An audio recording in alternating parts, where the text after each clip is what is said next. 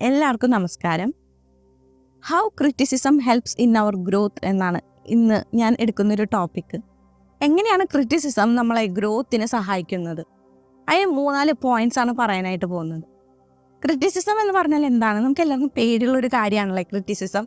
നമ്മളൊന്ന് എല്ലാവരുടെ മുമ്പിലൊക്കെ 4 മുമ്പിലൊക്കെ ഒന്ന് സംസാരിക്കാനും അല്ലെങ്കിൽ ഒന്ന് ആക്റ്റീവ് ആവാനൊക്കെ പേടി എന്തുകൊണ്ടാണ്? മറ്റുള്ള ആളുകൾ എന്തെങ്കിലും പറയുമോ, മറ്റുള്ളവരെന്തെങ്കിലും നമ്മുടെ പ്രവൃത്തിയിൽ എന്തെങ്കിലും ദോഷം കാണോ, ഈ പറഞ്ഞ ക്രിറ്റിസിസം പേടിച്ചുകൊണ്ട് അല്ലെങ്കിൽ മറ്റുള്ളവർ എന്ത് പറയുമെന്ന് വിചാരിച്ചുകൊണ്ടല്ലേ നമ്മൾ പല കാര്യങ്ങളും നമ്മുടെ ഗോൾസ് ആവട്ടെ, സ്വപ്നങ്ങളാവട്ടെ, അല്ലെങ്കിൽ എന്തെങ്കിലും ഒരു കാര്യത്തിൻ്റെ ഇടയ്ക്ക് നമ്മൾ പറയാനുള്ള ഒരു പേടി, ഇതെല്ലാം അതിൽ നിന്നല്ലേ വന്നിട്ടുള്ളത്.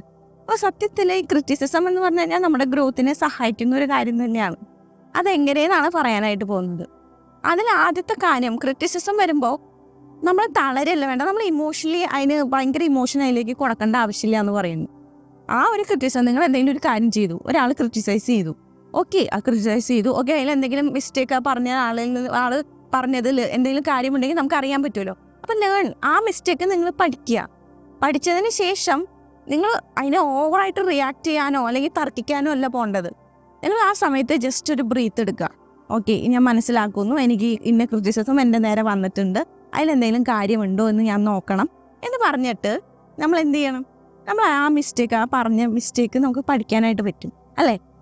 ഹെൽത്തി ക്രിറ്റിസിസം ഉണ്ട്, നെഗറ്റീവ് ക്രിറ്റിസിസം ഉണ്ട്. ഹെൽത്തി ക്രിറ്റിസിസം നമുക്ക് കേൾക്കുമ്പോൾ അറിയാം, നമ്മൾ ജെന്യുവൻ ആയിട്ട് നമ്മുടെ അടുത്ത് പറയുന്ന ആളുകൾ, ഓക്കെ, ഇന്ന കാര്യങ്ങളൊക്കെ നിങ്ങൾക്ക് ചെയ്യാം, നിങ്ങളുടെ ഇന്ന പോലെയൊക്കെ ചെയ്തതിന് നമുക്ക് കുറച്ചും കൂടി ഇമ്പ്രൂവ് ആവാം എന്നൊക്കെ നമുക്ക് പറഞ്ഞു തരുന്ന ഹെൽത്തി ക്രിറ്റിസിസം ഉണ്ട്. നെഗറ്റീവ് ക്രിറ്റിസിസം എന്ന് പറഞ്ഞാൽ നമ്മളെ തളർത്താൻ വേണ്ടി മാത്രം പറയുന്നതായിരിക്കും. അത് നമുക്ക് കേൾക്കുമ്പോൾ തന്നെ അറിയാം, ഒരു ആവശ്യമില്ലാതെ എന്തെങ്കിലുമൊക്കെ പറയുന്നതായിരിക്കും. അപ്പോൾ ആ നെഗറ്റീവ് ക്രിറ്റിസിസത്തിൻ്റെ പ്രത്യേകത, അത് കേൾക്കുമ്പോൾ നമ്മളങ്ങോട്ട് ഭയങ്കരമായിട്ട് തളർന്നു പോകും. കാരണം അവർ ഇല്ലാത്തതും ഉള്ളതും ഒക്കെ ആയിട്ടുള്ള കാര്യങ്ങളായിരിക്കും പറയുക. അപ്പോൾ നമ്മളൊന്ന് ആലോചിക്കുക, ഈ നെഗറ്റീവ് ക്രിറ്റിസിസം നമ്മൾ റിയാക്ട് ചെയ്യുന്നോ? കാരണം അങ്ങനെയുള്ളവർക്ക് നമ്മൾ മറുപടി കൊടുക്കേണ്ട ആവശ്യമില്ല, അല്ലേ? ആ നെഗറ്റിവിറ്റി നമ്മൾ എടുക്കുകയല്ലേ ചെയ്യണത്. അങ്ങനെയുള്ളവർക്ക് മറുപടി കൊടുക്കേണ്ട ആവശ്യമില്ല. നമ്മൾ എന്ത് ചെയ്യണം?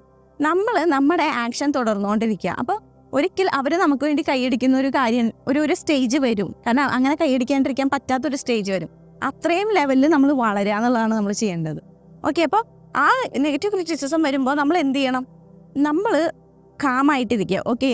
ഓക്കെ, ഞാൻ കേട്ടു, ഓക്കെ, അല്ലാതെ വല്ലാതെ അങ്ങോട്ട് പോയി അതിലേക്ക് ഇമോഷണലി കണക്റ്റഡ് ആവാൻ നിൽക്കണ്ടെന്നാണ് പറയുന്നത്. അപ്പോൾ നെഗറ്റീവ് ക്രിറ്റിസിസം ആയാലും നമ്മുടെ വളർച്ചയ്ക്ക് തന്നെയാണ്. കാരണം അവർ നമ്മളെ തളർത്താനാണ് ചെയ്യുന്നതെങ്കിലും നമ്മൾ ആ ഒരു വാശിപ്പുറത്ത്, അല്ലേ, അവരങ്ങനെ പറഞ്ഞുകൊണ്ട് ഓക്കെ എനിക്ക് വളരണം, ഇവരുടെ മുമ്പിലേക്ക് വളർന്ന് കാണണം എന്ന് പറയുന്ന ആ ഒരു വാശിപ്പുറത്ത് നമ്മൾ വളർന്നു കഴിഞ്ഞാൽ ആ ഒരു ക്രിറ്റിസിസം ആയാലും നമ്മുടെ ഗ്രോത്തിനെ സഹായിച്ചിട്ടുള്ളൂ, അല്ലേ?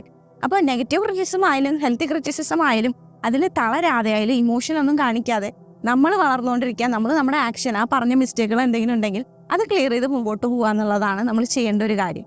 ഇങ്ങനെ ക്രിറ്റിസിസം നമ്മളെ ഗ്രോത്തിന് സഹായിക്കുന്ന ഒരു കാര്യമാണ്. രണ്ടാമത്തെ പോയിന്റ് എന്ന് പറഞ്ഞു കഴിഞ്ഞാൽ ആസ്ക് ക്ലാരിറ്റി. ഇപ്പം നിങ്ങൾക്കിപ്പോൾ ഒരാൾ ക്രിറ്റിസൈസ് ചെയ്തു, ആ ആളുടെ അടുത്ത് നിങ്ങളൊന്ന് ചോദിക്കുക, ഓക്കെ, എന്താ എനിക്ക് മനസ്സിലായില്ല, ഞാൻ ഒന്നുകൂടെ ഒന്ന് എക്സ്പ്ലെയിൻ ചെയ്ത് തരുമോ? നിങ്ങൾക്ക് മനസ്സിലാവാത്ത കാര്യമാണെങ്കിൽ അത് ഡീറ്റെയിൽ ആയിട്ടൊന്ന് ചോദിക്കുക. ഇന്ന പാരഗ്രാഫിൽ ഇന്ന രീതിയിൽ ഞാൻ പറഞ്ഞോ? ഇപ്പോൾ പ്രസംഗിക്കുന്ന ഒരാളാണെങ്കിൽ ആ തുടക്കമൊക്കെ നന്നായിട്ടുണ്ടോ, ഒടുക്കം നന്നായിട്ടുണ്ടോ, ചിലപ്പോൾ ഇടയ്ക്കൽ ചിലപ്പോൾ മാറിപ്പോയിട്ടുണ്ടാവും. അപ്പോൾ എവിടെയാണ് എനിക്ക് പ്രശ്നം വന്നത്, എന്തുകൊണ്ടാണ് അങ്ങനെ തോന്നിയത്? ഇപ്പോൾ പാട്ട് പാടുന്നവരാണെങ്കിൽ ഏതെങ്കിലും ഒരു ശ്രുതി അല്ലെങ്കിൽ ലയം, അല്ലെ, പറഞ്ഞ കാര്യങ്ങളൊക്കെ തെറ്റുന്നുണ്ടായിരിക്കും. അപ്പോൾ അതൊക്കെ ചോദിച്ച് മനസ്സിലാക്കി കഴിഞ്ഞാൽ നമുക്ക് അടുത്ത തവണ ആ മിസ്റ്റേക്ക് ആവർത്തിക്കാണ്ടിരിക്കാനായിട്ട് ശ്രമിക്കാം, അല്ലെ? അപ്പോൾ ആ കൊളീഗ്സിനോടോ ഫ്രണ്ട്സിനോടോ ആ ജഡ്ജ് ചെയ്യുന്ന ആളുകളുടെ അടുത്ത് ചോദിക്കുക, എന്താണ് എനിക്ക് പറ്റിയത് എന്നുള്ളത്. ഓക്കെ, അത് രണ്ടാമത്തെ മെത്തേഡ്. ഇങ്ങനെ ചെയ്യുമ്പോഴും നമ്മൾ എന്ത് ചെയ്യും? ആ ക്രിറ്റിസിസം നമ്മളെ ഗ്രോത്തിന് ഹെൽപ്പ് ചെയ്തുകൊണ്ടിരിക്കുന്ന ഒരു കാര്യമാണ്. മൂന്നാമത്തെ കാര്യം എന്ന് പറഞ്ഞു കഴിഞ്ഞാൽ എന്താണ്?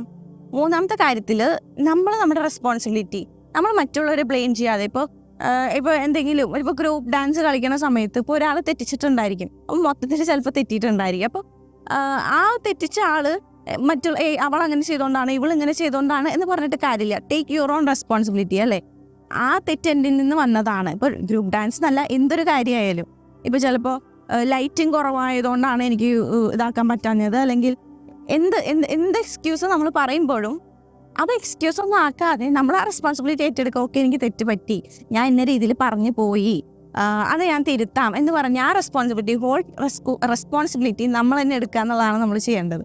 അങ്ങനെ എടുക്കുമ്പോൾ അത് നമ്മുടെ ഗ്രോത്തിനെ നമുക്ക് ഒന്നും കൂടെ കുറച്ചും കൂടെ നമ്മൾ ഇവോൾവ് ആവും. കാരണം നമ്മൾ ഓൺ റെസ്പോൺസിബിലിറ്റി തന്നെ എടുക്കണത്. അപ്പോൾ കുറച്ചും കൂടെ നമ്മൾ കീനായിട്ട് ഒബ്സർവ് ചെയ്യാൻ തുടങ്ങും, ഇനി മിസ്റ്റേക്ക് വരാണ്ടിരിക്കാനായിട്ട്. ഓക്കെ, ഇനി 4ാമത്തെ പോയിന്റ് എന്ന് പറഞ്ഞു കഴിഞ്ഞാൽ നമ്മൾ ആ ഒരു ലേണിംഗ് എക്സ്പീരിയൻസിലൂടെ കടന്നു പോകും അല്ലേ. അപ്പോൾ ഒരാൾ ക്രിറ്റിസൈസ് ചെയ്യുമ്പോൾ നമുക്കത് ജേർണൽ ചെയ്യാം. ഓക്കെ, ഇന്ന ക്രിറ്റിസിസം ഒക്കെയാണ് എനിക്ക് വന്നിട്ടുള്ളത്. എന്നിട്ട് റെഗുലറായിട്ട് ചെക്ക് ചെയ്യാം, ഈ ക്രിറ്റിസിസം ഞാൻ ഇനി ഭാവിയിൽ അത് തിരുത്തുന്നുണ്ടോ, പിന്നെ അടുത്തൊരു പ്രോഗ്രാം വെച്ചപ്പോൾ അത് ഞാൻ തിരുത്തിയിട്ടാണോ ചെയ്തിട്ടുള്ളത്, അതോ അത് കണ്ടിന്യൂ ചെയ്ത് പോകുന്നുണ്ടോ എന്നൊക്കെയുള്ളൊരു ചെക്ക് ലിസ്റ്റ് നമുക്ക് അവിടെ വയ്ക്കാം അല്ലേ. അപ്പോൾ അങ്ങനെയൊക്കെ ചെയ്യുമ്പോൾ ആ ക്രിറ്റിസിസം കുറഞ്ഞു വരാനുള്ള സാധ്യത വളരെ കൂടുതലാണ്. ആ ഒരു ക്രിറ്റിസിസം എന്ന് പറഞ്ഞ സാധനം കൊണ്ട് നമുക്ക് ഗ്രോത്തേ സംഭവിച്ചിട്ടുണ്ടാവുള്ളൂ. ഓക്കെ, അപ്പോൾ ഈ 4 പോയിന്റ്സ് ആണ് നമ്മൾ ക്രിറ്റിസിസം എങ്ങനെ നമ്മുടെ ഗ്രോത്തിനെ സഹായിക്കുന്നു എന്ന് പറയുന്ന, അല്ലെങ്കിൽ എന്തൊക്കെ നമ്മൾ ചെയ്യണം എന്ന് പറയുന്ന പോയിന്റ്സ്. ഓക്കെ, അപ്പോൾ നിങ്ങൾ ആരെങ്കിലും ക്രിറ്റിസൈസ് ചെയ്യുന്നുണ്ടെങ്കിൽ, ഹെൽത്തി ആവട്ടെ അല്ലെങ്കിൽ നെഗറ്റീവ് ആയിക്കോട്ടെ, നിങ്ങളൊന്ന് ആലോചിച്ച് നോക്കുക.